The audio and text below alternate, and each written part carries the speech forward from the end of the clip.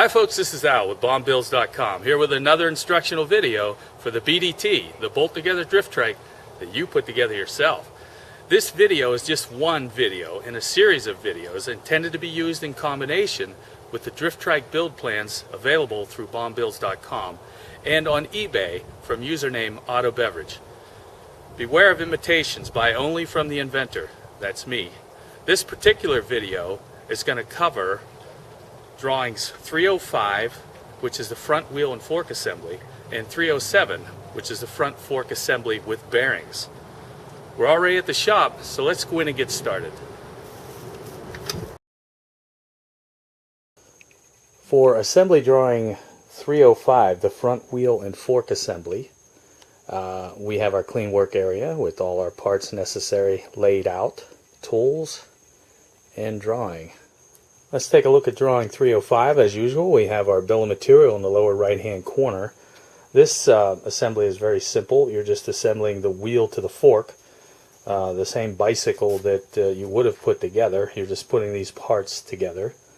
So let's take a look at the assembly notes. You're just using the manual that came with your bicycle to assemble the wheel to the fork, but it's pretty straightforward. You just got two nuts, only goes together one way. One caution though, ensure the brake rotor is between both brake pads of the brake caliper, and I'll show you that here in a second. Let's take a look at our tools. We have a 15mm socket, a ratchet to drive it, and a Phillips screwdriver.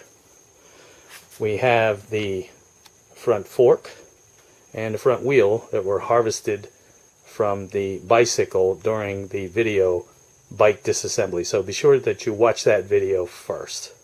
Let's get started. Okay, the first thing we're going to do is take the wheel that came with the bike obviously, and we're going to remove this reflector. Just a preference of mine. I'm not planning on riding at night. If you'd like to leave the reflector in there, of course that's your choice. To remove the reflector, we're just going to use our Phillips screwdriver and loosen these two screws here and here. Now I'm going to do that and I'll be back. And the reflector is gone.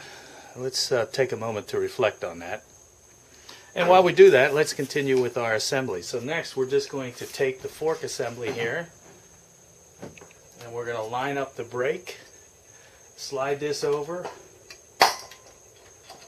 just like that, and slip the little slotted ends down over the nuts. Pretty obvious. Most people have put a front wheel on a bicycle before. So I'm going to do that and I'll be right back. Alright, and we snugged that down. So that's pretty much it. What I wanted to talk about next was just briefly note number 2, and that's where the pad is between the rotor here. You just need to ensure that the pad is between the rotors between the pads. Sorry, so when you squeeze the pads, you're squeezing both sides of the rotors. So I am going to, and you can see that here when I pull that lever, that I'm actually applying the brake. So I'm going to switch to the handheld and see if I can get a close-up in there. We'll be back. So here's what we're looking for. We got the rotor between the two pads. So when I actually actuate the brake, you can see that it actually gets squeezed. Okay, that's it. You are done with 305. Let's move on.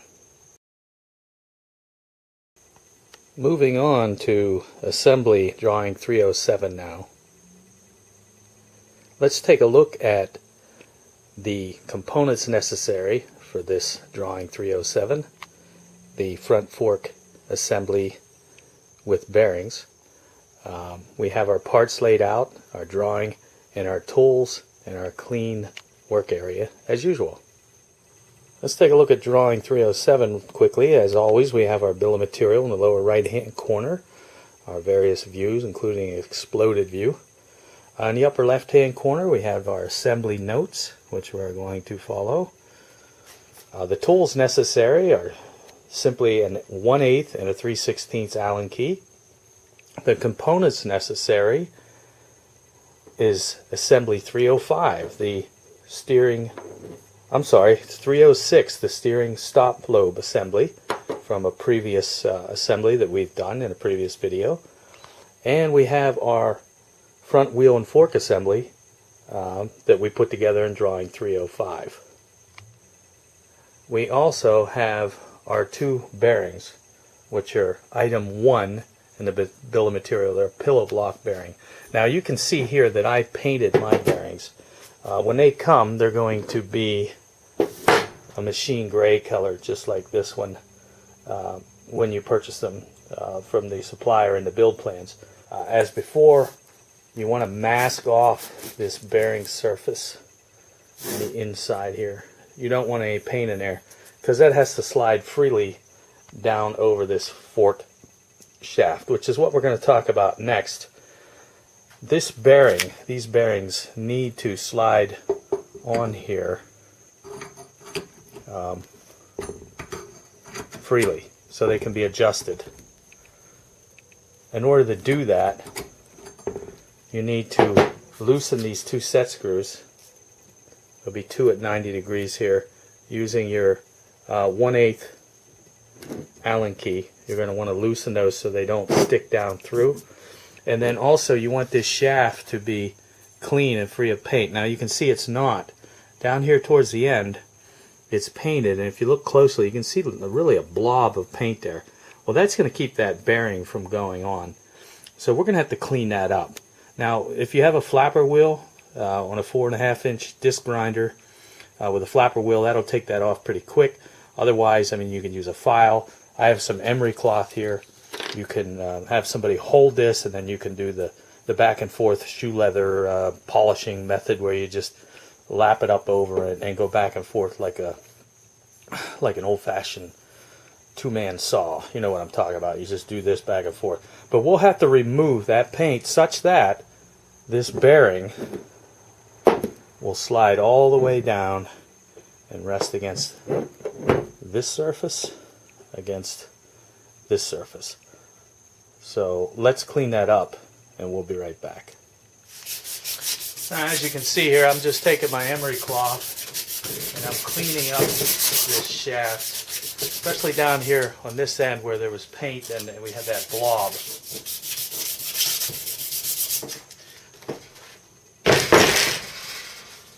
We'll do the same thing here.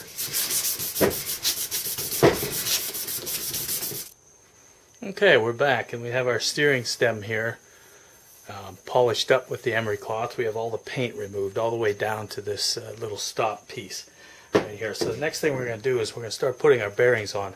But we need to pay attention to the orientation of the bearings in the drawings. So if you look at the bearings, they have a collar on the inside where the set screws are. And then on this side, there's less of a shoulder here. There's just like a little shoulder. This side, a big shoulder or a collar. So according to the drawing, we want the set screws to be up towards the top of the stem. So we're going to put our bearing on with this face against this little stop. So let's go ahead and slide that in there. Remember to loosen your two set screws with your 1/8 Allen key. If they stick out into the shaft, obviously it's not going to slide on.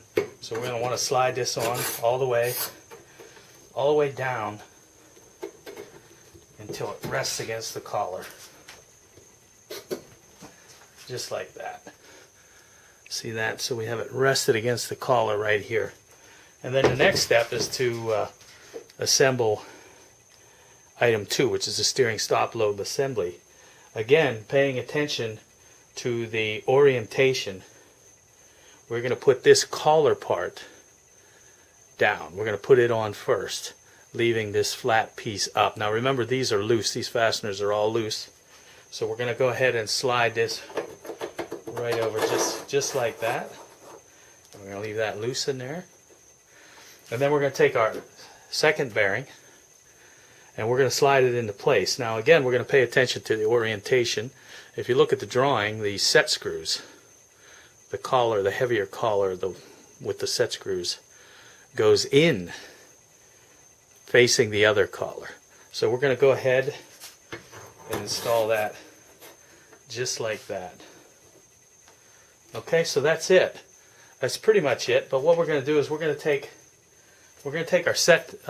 our 1/8 inch Allen key, and we're going to go ahead and lock this lower collar down, because we know it's always going to rest against this little shoulder.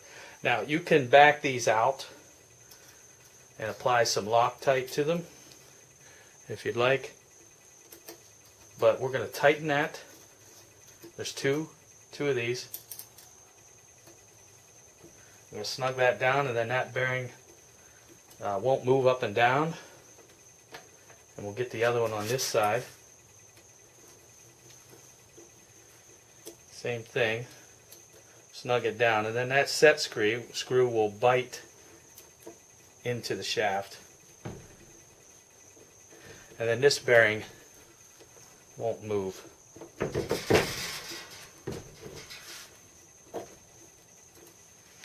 Okay, and we're going to leave this loose again, and we're going to leave this set screws loose. I'm just going to snug it to make sure the bearing doesn't fall off. I'm going to snug one set screw just to keep the bearing on there.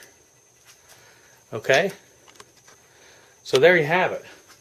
That's the completion of drawing 307. Now this will go into the final main assembly drawing and be assembled to the rest of the trike. So you're done with 307. Good job. We'll see you on the next instructional video.